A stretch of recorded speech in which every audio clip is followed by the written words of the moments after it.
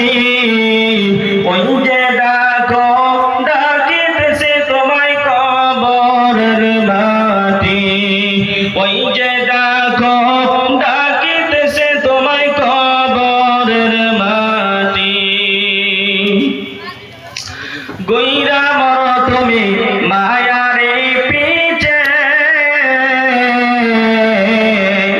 এত আশা ভালোবাসা পাবে সকলে মিছে গইরা মর তুমি মায়ারে পিছে এত আশা ভালোবাসা পাবে সকলে মিছে কোন দিন যেন এসে পড়ে আজরাইলের হাতের চিঠি ওই যে ডাকো ডাকিতেছে তোমায় কবরের মাটি ওই যে ডাকো ডাকিতেছে তোমায় কবরের মাটি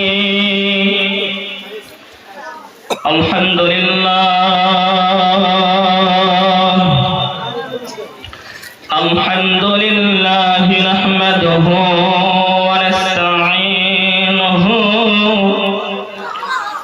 ونستغفره ونؤمن به ونتوكل عليه ونعوذ بالله من شرور أنفسنا ومن سيئات أعمالنا من يهده الله فلا مضل له ومن يضلله فلا هادي له ونشهد أن لا إله إلا الله وحده لا شريك له ونشهد أن محمدا عبده ورسوله أما بعد فأعوذ بالله من الشيطان الرجيم بسم الله الرحمن الرحيم يا أيها النبي إنا أرسلناك شاهدا ومبشرا ونذيرا وداعيا إلى الله بإذنه وسراجا منيرا وقال النبي صلى الله تعالى عليه وسلم اقرأوا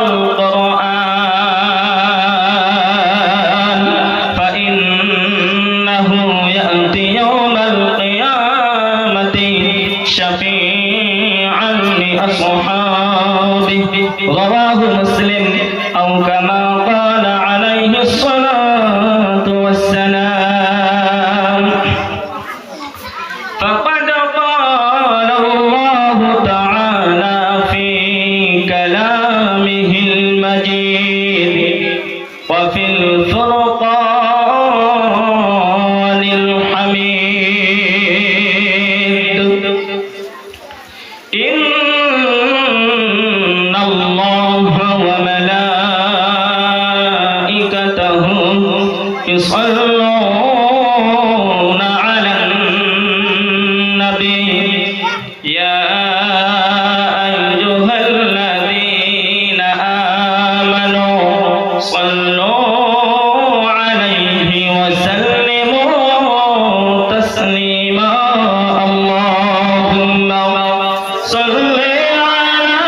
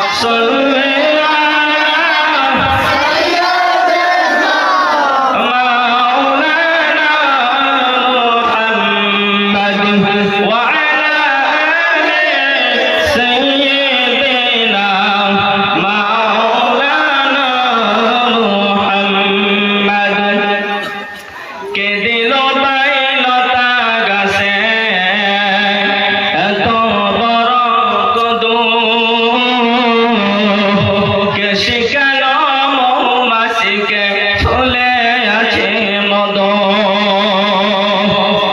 কারো হুকুমে শিমল গাছে এত নরম তুলা কারো হুকুমে রাস্তাঘাটে ওরে শুধু ধুলা কারো হুকুমে মরেছে গাছে এত বেশি ঝাল কারো হুকুমে ভাদর মাসে গাছে পাকে তাল চিন্তা করে দেখো ভাই এসব আমার আল্লাহ পাকের দান জোরে লা ইলাহা জবান খুলে লা ইলাহা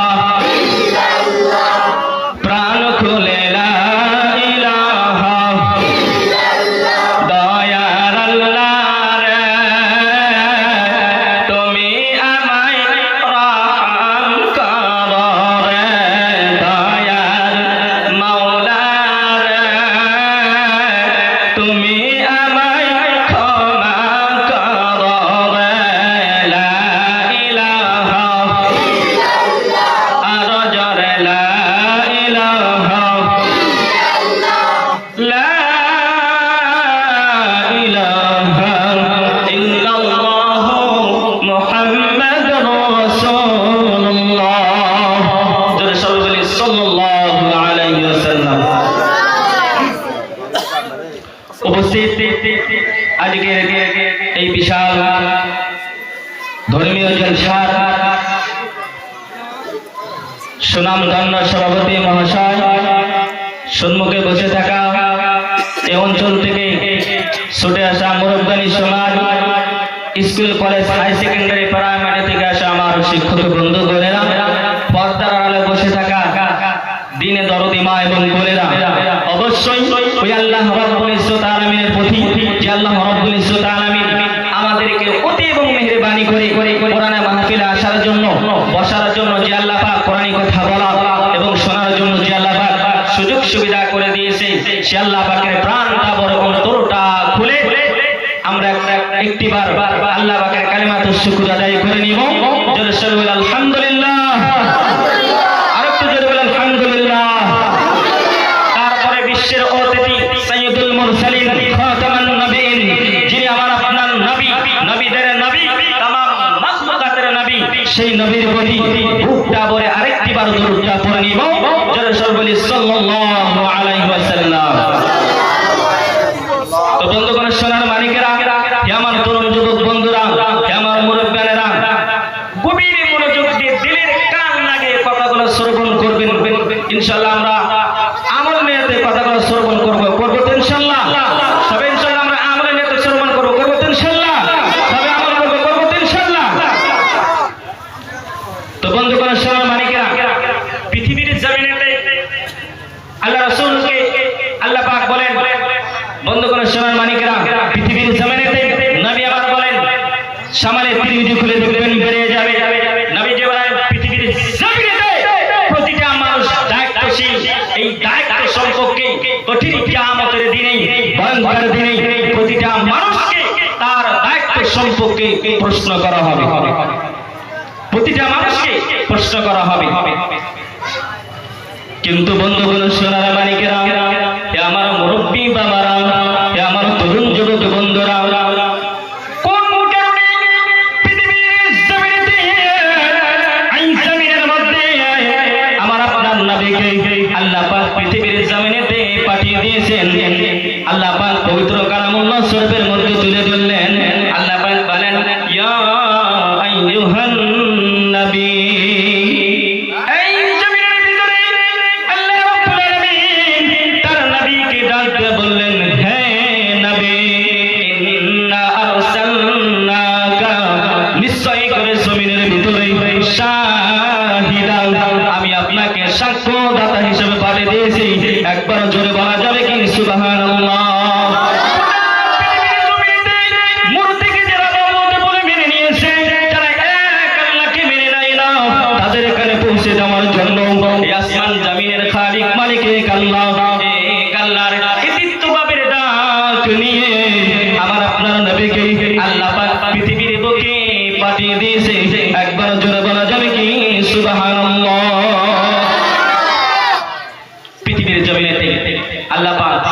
এই দায়িত্ব দিয়ে আল্লাহ পাক তার নবীকে পাঠিয়ে দিয়েছে। বন্ধুগণ, সোনার মানিকরাম, হে আমার আব্বা জেনেরাও, হে আমার তরুণ যুবক বন্ধুরা, বিশ্বনবী সাল্লাল্লাহু আলাইহি সাল্লাম যখন কি করলেন, মক্কার জমিনে যখন আল্লাহর পরিচয় তুলে ধরলেন, নেই কোনো মাবুদ এক আল্লাহ ছাড়া, আমি মুহাম্মদুর রাসূলুল্লাহ, আমি আল্লাহর মুহাম্মদুর রাসূলুল্লাহ, আমি হলাম শেষ পয়গম্বর, আমি হলাম শেষ নবী। আল্লাহ রাসূল যখন কালিমার দাওয়াত যখন তুলে ধরলেন, এক আল্লাহর পরিচয় যখন তুলে ধরলেন, আবু জেল উতবা যখন পারে না, আবু জেল উতবা সাইবা যখন নবীর সঙ্গে পারে না, তারা কি করলেন, গোপনে একটা মিটিং করলেন। মিটিং এর মধ্যে আইন পাস হয়ে গেল, এই মক্কার জমিনে যে বীর নাকি, যে যোদ্ধার নাকি, যে পালোয়ান নাকি কি করতে পারবে, আব্দুল্লাহর বেটা মুহাম্মাদের কাল্লাটা কেটে এনে আমাদের হাতে তুলে দিতে পারবে, আমি আবু জেহেল তাকে 100 ওট দিয়ে পুরস্কৃত করব। মজলিসের মধ্যে ওমর ছিল, ওমর দাঁড়িয়ে বলে, এই মক্কার জমিনে আমি খাব্বাবের বেটা ওমর হইছি, আব্দুল্লাহর বেটা মুহাম্মাদের কাল্লাটা কেটে এনে তোমাদের কাল্লাটা কেটে এনে তোমাদের হাতে তুলে দিব। জোরে বলে নাউযুবিল্লাহ। মজলিসের মধ্যে অনেক মানুষ ছিল, সবাই বলে এই কাজ তোমার দ্বারাতেই সম্ভব, এই কাজ তোমার দ্বারাতেই সম্ভব। ওমর তখন মুসলমান হয়নি। ওমর কি করলেন, ঘোড়া টানে ছুটলেন, তরবারটা নিয়ে ঘোড়া টানে ছুটলেন। তিনি যাচ্ছে, যেতে যেতে যেতে যেতে কিছু দূর যাওয়ার পর বাইরা সোনারা দাদারা, রাস্তার মধ্যে পথের মধ্যে নবীর একজন সাহাবার সঙ্গে সাক্ষাৎ হয়ে গেল, যার নামটা ছিল হযরত সাঈদ রাদিয়াল্লাহু তাআলা আনহু। এই সাঈদটা কি বলে, ওমরকে ডেকে বলে, এই ওমর, এই মুহূর্তে তুমি খোলা তরবারি নিয়ে কোথায় যাচ্ছ? ওমর ডেকে বলে, ও সাঈদ, তুমি জানো না এই মক্কার জমিনে আমাদের আব্দুল্লাহর বেটা মুহাম্মদ দিন ইসলামের দাওয়াত দিচ্ছে, আমি ওমর তাকে মার্ডার করার জন্য যাচ্ছি, আমি ওমর তাকে মার্ডার করার জন্য, তাকে হত্যা করার জন্য যাচ্ছি। তখন সাঈদ বলে, ও ওমর, তুমি শুনে নাও, শুনে নাও, এই মক্কার জমিনে আব্দুল্লাহর বেটা মুহাম্মাদের কাল্লা কাটার আগে তুমি তোমার ঘরের খবরটা নাও। নিজের ঘরের খবর নেই, তুমি আব্দুল্লাহর বেটা মুহাম্মাদের কাল্লা কাটার জন্য চলছো না, তুমি এবার তোমার ঘরের খবরটা নিয়ে দেখো। তখন হযরত ওমর কি করলেন, হাত থেকে তরবারি বের করলেন, তাকে আঘাত করার জন্য, যখন তরবারি বের করলেন, হযরত সাঈদ কি করলেন, হাত থেকে তরবারি বের করলেন তাকে আঘাত করার জন্য, কিন্তু আঘাত করলেন না। ভাই মহতরম বুঝুন, সাঈদ যখন বললেন, এবার তুমি তোমার ঘরটা সামলাও, আগে তোমার ঘরের খবরটা নিয়ে দেখো। হযরত ওমর তখন কি করলেন, ঘোড়া টানে ছুটলেন তার বোনের বাড়ির দিকে ঘোড়া টানে ছুটলেন। হযরত ওমর যখন ঘোড়া টানিয়ে তার বোনের বাড়ির দিকে যখন ছুটলেন, যাচ্ছেন, ঘোড়ার ঠক ঠক আওয়াজ, ঘোড়ার পায়ের ঠক ঠক আওয়াজ যখন ওমরের বোনের বাড়ির দিকে যখন হযরত ওমর চললেন, ওমরের বোন এবং ওমরের বোন জামাইকে নবীর একজন সাহাবা, যার নামটা ছিল হযরত খাব্বাব রাদিয়াল্লাহু তাআলা আনহু, এই খাব্বাব কি করতেছিলেন, ওমরের বোন জামাইকে, ওমরের বোনকে আল্লাহর কোরআন শিক্ষা দিতেছিলেন। জোরে বলা যাবে সুবহানাল্লাহ। এইবার ওমর যখন ঘোড়া টানে ছুটলেন তার বোনের বাড়ির দিকে, ঘোড়ার পায়ের ঠক ঠক আওয়াজ যখন খাব্বাবের কানে পৌঁছে গিয়েছে, খাব্বাব ওমরের বয়ের চকির নিচে পালিয়ে গিয়েছে। দরজা লক করলেন, দরজা খুলে দেওয়া হলো। ওমর বলে, কি বলে, তোরা বলে আমাদের বাপ দাদা ধর্মকে ছেড়ে দিয়ে মুহাম্মদ যে দিন ইসলামের দাওয়াত দিচ্ছে, বলে আমার তোরা বলে মুহাম্মাদের দিন বলে কবুল করে নিয়েছো। বন্ধে বলো বলো। ওমরের বোন বলে, ভাই হ্যাঁ, আব্দুল্লাহর বেটা মুহাম্মদ দিন ইসলামের দাওয়াত দিচ্ছে, আমরা সেই দিন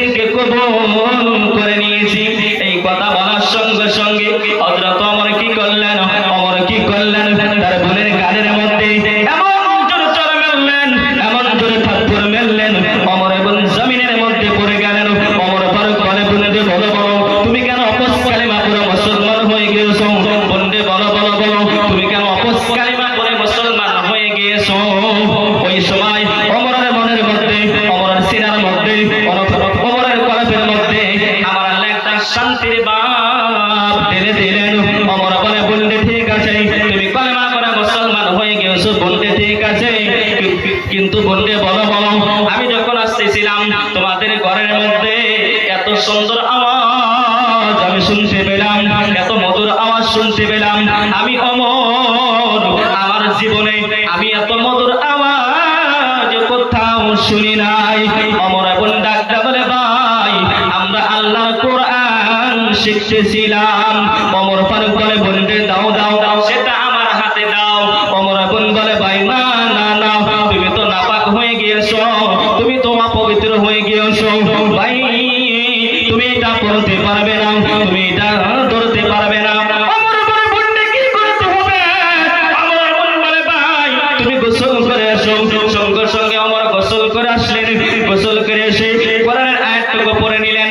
কোরআনের আয়াত পড়ে নেওয়ার কারণে ইসলামের ভালোবাসা, ইসলামের মহব্বত আমার আল্লাহ তার অন্তরের মধ্যে ঢেলে দিয়েছে।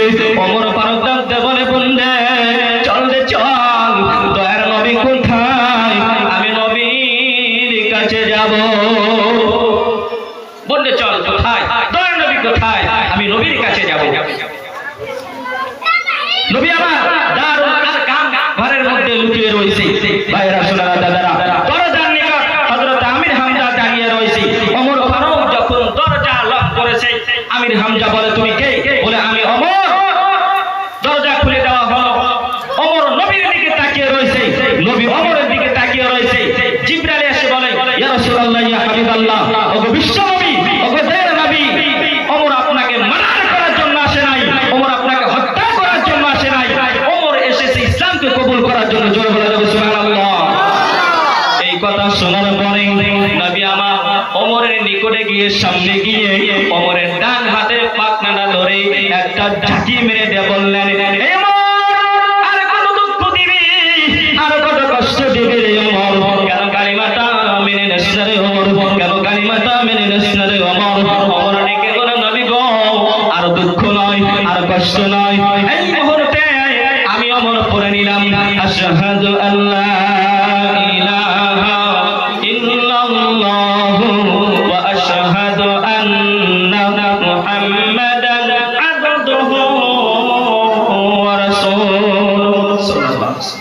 ওমর ফারুক ইসলামকে কবুল করে নিলেন। ওমর ফারুক ইসলামকে কবুল করে নিলেন। ভাই মহতরম দোস্ত বুজুর্গ, এই পৃথিবীর জমিনেতে যারা কি করবে, হাদিস বুখারী খুলে দেখবেন, বেরিয়ে যাবে। যারা সাক্ষী দিবে, আল্লাহ রাসূল বলেন, মান ক্বালা লা ইলাহা ইল্লাল্লাহ দাখালাল জান্নাহ।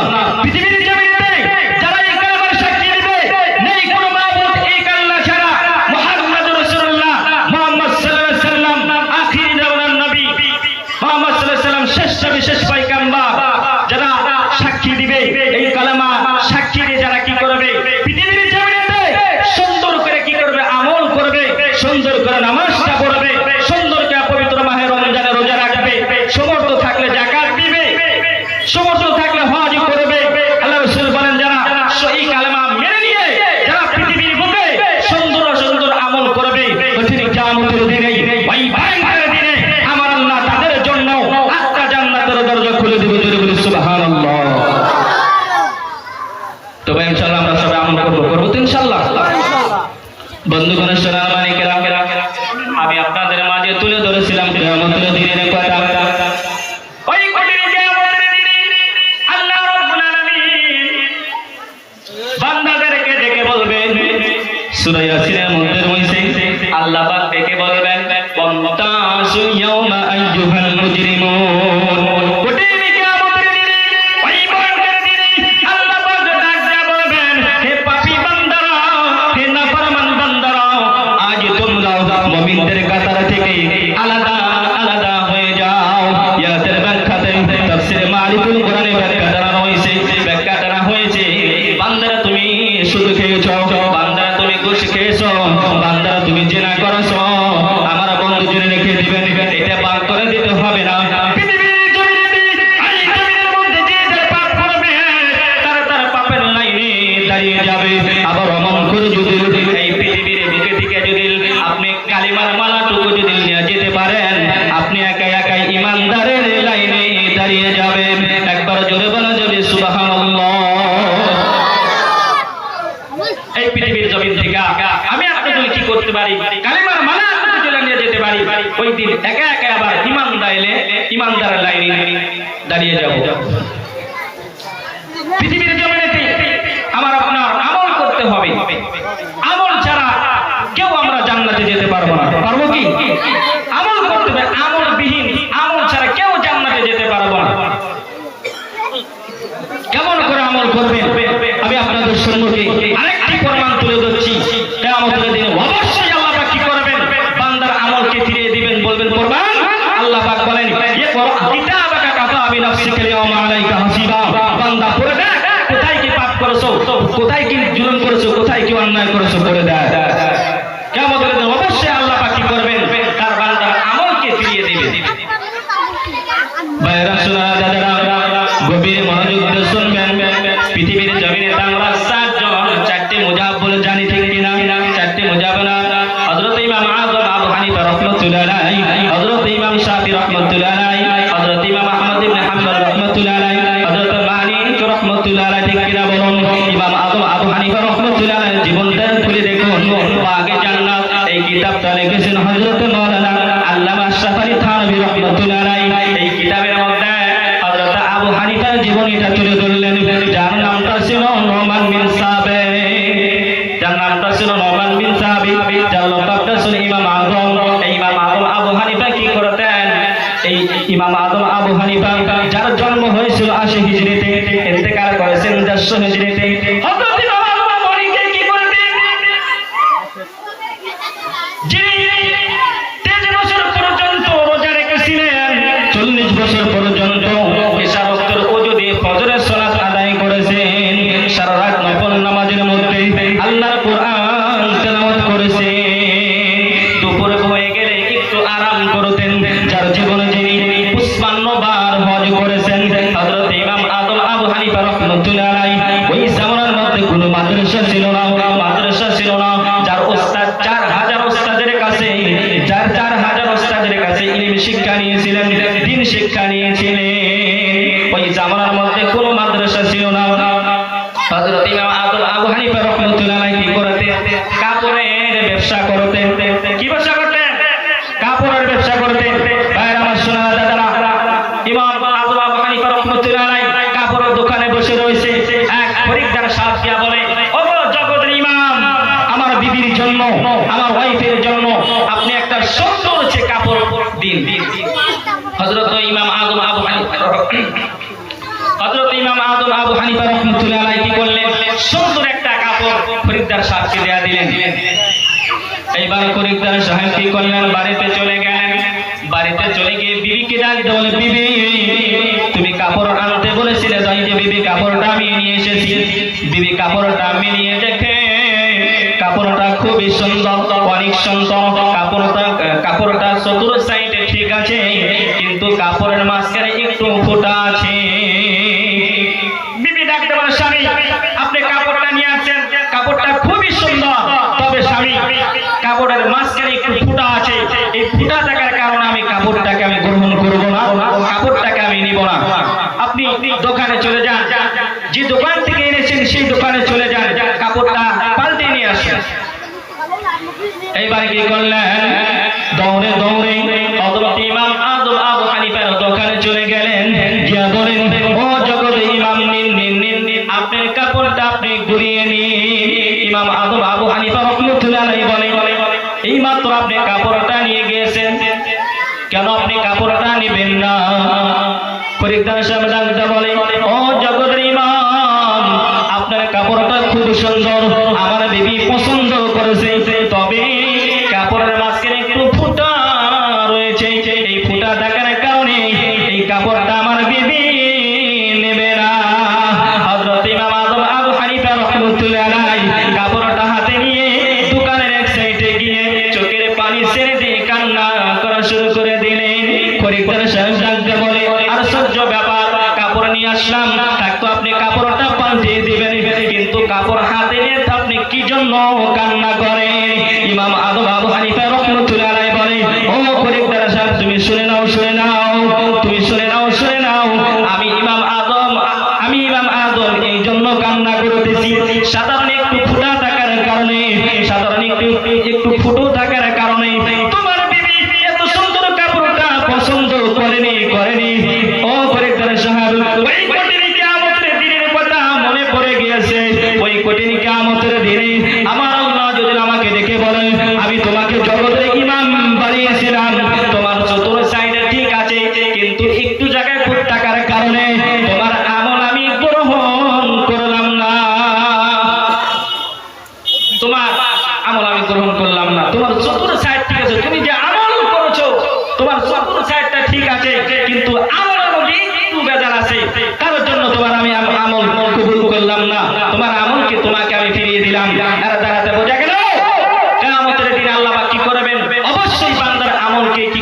ফিরিয়ে দেবেন, যার যার আমল সেদিন দেখতে পারবে। ভাই মহতরম দোস্ত বুজুর্গ, পৃথিবীর জমিনেতেই আমার আপনার কি করতে হবে? আমল করতে হবে। আমল ছাড়া আমরা কেউ জান্নাতে যেতে পারবো না। ভাই মহতরম দোস্ত বুজুর্গ, আমি আপনাদের সম্মুখে মুসলিম শরীফ থেকে একটা হাদিস তুলে ধরেছিলাম। ভাইরা শোনেন না দাদারা, আল্লাহ রাসূল বলেন ইকরাউল কুরআন ফাইন্নাহু ইয়াতি ইয়াউমাল কিয়ামাতি শাফিআন লিআসহাবি। নবী সাহাবাদেরকে ডেকে বললেন, হে বাবা সাহাবা, পৃথিবীর জমিনেতে তোমরা কি করো? কোরআন শিক্ষা অর্জন করো, কোরআনকে অধ্যয়ন করো। সাহাবারা প্রশ্ন করলেন, ইয়া রাসূলুল্লাহ, ইয়া হাবিবাল্লাহ, জমিনের মধ্যে আমরা যদি আল্লাহর কোরআন শিক্ষা অর্জন করি, আমরা যদি আল্লাহর কোরআন অধ্যয়ন করি, আমরা কি পাবো বলবে আপনি বলুন। আল্লাহ রাসূল বলেন, ফাইন্নাহু ইয়াতি ইয়াউমাল কিয়ামাতি শাফিআন লিআসহাবি। ওই কঠিন কিয়ামতের দিনে, ভয়ঙ্কর দিনে তোমার জন্য আমার জন্য কোরআন, আমার জন্য তোমার জন্য কি করবে? সুপারিশ করবে। আর এই কোরআন যখন সুপারিশ করবে, কোরআন আল্লাহকে ডেকে বলবে, ও আল্লাহ, তোমার এই বান্দাটা সারা রাত জাগরণ করে করে আমাকে তেলাওয়াত করেছিল, ও আল্লাহ তোমার এই বান্দাকে ক্ষমা করে দাও। হাদিসে তাফসীরে লেখা রয়েছে, ওই দিন কোরআনের কথা শুনে আমার আল্লাহ বান্দাকে ক্ষমা করে দেবে। জোরে বলি সুবহানাল্লাহ। ইনশাআল্লাহ আমরা সবাই কোরআন শিক্ষা অর্জন করব তো ইনশাআল্লাহ।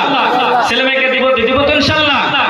বর্তমান সমাজের মধ্যে বর্তমান সময় ছেলে মেয়েকে মানুষ কি করে না? কোরআন শিক্ষা দিতেই চায় না। কোরআনের কথা বললে বলে কি কয় জানেন? কোরআন শেখানোর পর না ছেলে মেয়েকে ভিক্ষা করে খাওয়াতে হবে, বলে কি না? বলে না? কোথাও কি দেখেছেন যে কোরআন পড়নেওয়ালা কোথাও কি দেখেছেন ভিক্ষার খানা বলে যে আমাকে 2 টাকা ভিক্ষা দাও, ভিক্ষা দাও? এই কথা বলে কি না? পৃথিবীর জমিনেতে আপনার সন্তানকে ডক্টর বানাবেন, আপনার সন্তানকে ইঞ্জিনিয়ার বানাবেন, আপনার সন্তানকে প্রফেসর বানাবেন, আপনার সন্তানকে পাইলট বানাবেন। আমি নিষেধ করব না, তবে আপনার সন্তানকে আগে কোরআনের শিক্ষা দিতে হবে, ঠিক কি না? সন্তানের সিনার মধ্যে যদি আল্লাহর কোরআনটা যদি না থাকে, নামাজ বুঝবে না, হালাল কোনটা বুঝবে না, নাপাক কোনটা বুঝবে না, পাক কোনটা বুঝবে না।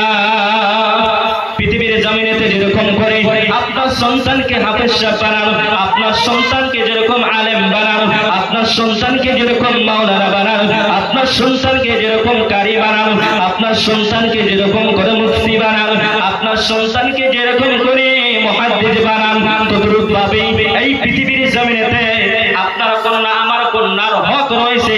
আপনার কন্যাকে হাফিজা বানাইতে হবে, আপনার কন্যাকে আলিমা বানাইতে হবে, আপনার কন্যাকে কোরআন শিক্ষা সিনার মধ্যে ঢুকিয়ে দিতে হবে। কেন বললাম বন্ধু? কেন বললাম বন্ধু? এই কন্যাটা একদিন অন্যর পুত্রবধূ হবে, অন্য কন্যা একদিন আপনার পুত্রবধূ হবে। মেয়েটার সিনার মধ্যে যদি আল্লাহর কোরআন যদি না থাকে, নামাজ বুঝবে না, পর্দা বুঝবে না, স্বামীর সেবা করা লাগবে বুঝবে না, বুঝবে কি? বুঝবে না। তো ভাই ইনশাআল্লাহ আমরা সবাই ছেলে মেয়েকে কোরআন শিক্ষা দিব তো ইনশাআল্লাহ। আপনার সন্তানকে যদি কোরআন পড়নেওয়ালা বানাইতে পারেন, একটা সন্তানকে যদি কোরআন পড়নেওয়ালা বানাইতে পারেন, একটা কন্যাকে যদি কোরআন পড়নেওয়ালা বানাইতে পারেন, আপনার সন্তান আর আপনার কন্যা কোরআন শিখে কোরআনের প্রতি কি করবে? আমল করবে। আপনার সন্তানকে যে ডক্টর বানালেন, ইঞ্জিনিয়ার বানালেন, প্রফেসর বানালেন, জমিনের মধ্যে কেউ লিখে দিতে পারবে না আপনি জান্নাতে চলে যাবেন, আপনি জান্নাতে চলে যাবেন। আর আমি 100% ছেলে বলে যাচ্ছি, আবু দাউদ শুরু করে দেখবেন বেরিয়ে যাবে। আল্লাহ রাসূল বলেন, মান ক্বারাআল কুরআন ওয়া আমিলা বিমা ফি। জমিনের মধ্যে পৃথিবীর মধ্যে যারা কি করবে? আল্লাহর কোরআন শিক্ষা অর্জন করবে, আল্লাহর কোরআন শিক্ষা অর্জন করবে, কোরআন অনুযায়ী আমল করবে। আল্লাহ রাসূল বলেন, কুল বিসা ওয়ালিদাউ তাযাল ইয়াউমাল কিয়ামাতি দাউ আহসান। আল্লাহ রাসূল বলেন, ওই কঠিন কিয়ামতের দিনে, ভয়ঙ্কর দিনে আমার আল্লাহ কি করবেন? ওই কোরআনের প্রতি আমল করনেওয়ালার মা বাবাকে আল্লাহ রাসূল বলেন মাথায় নূরের তাজ পরাবেন। একবার জোরে বলা যাবে সুবহানাল্লাহ। আল্লাহ রাসূল বলেন আল্লাহ রাসূল বলেন কিয়ামতের দিন মাথায় নূরের তাজ পরাবে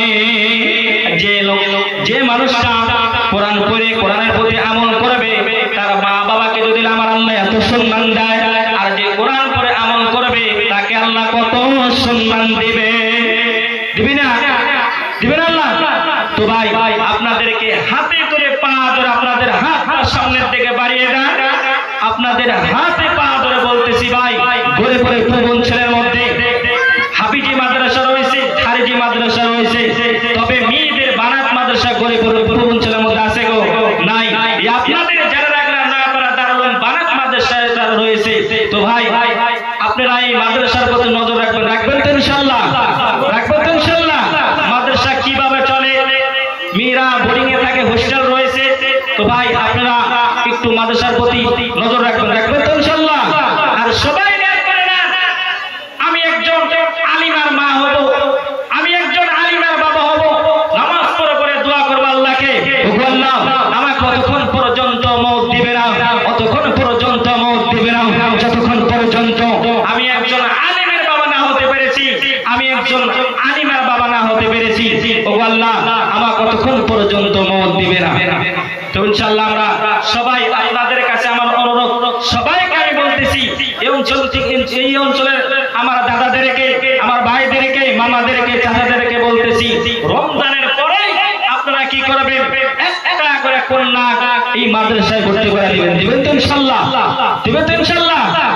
আল্লাহ পাক জানি সবারই ছেলে মেয়ে কন্যাকে আল্লাহ পাক জানি কোরআনে শিক্ষা দেয়া জানি ভরপুর করে দেয়, জোরে কই আমিন, জোরে কই আমিন।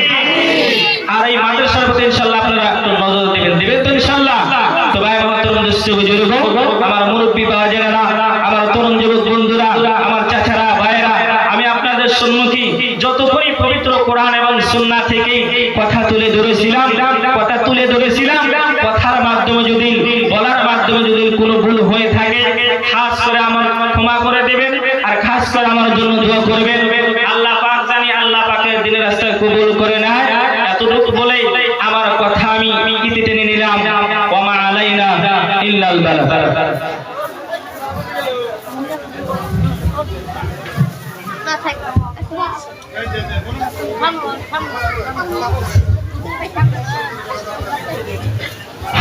হ্যালো হ্যালো, মাইকটাকে এই উপকার বক্সটা উঠে যাওয়ার এদিকে শোনার দরকার, এই বক্সটা বুঝায়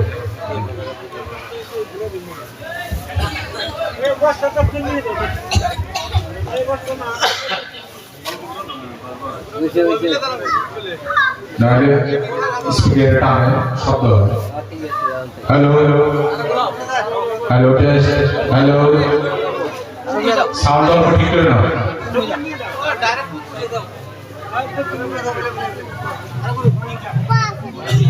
হ্যালো হ্যালো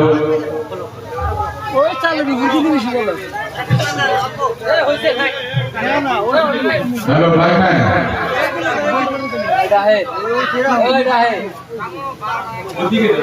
দক্ষিণ দিকে বাস হবে।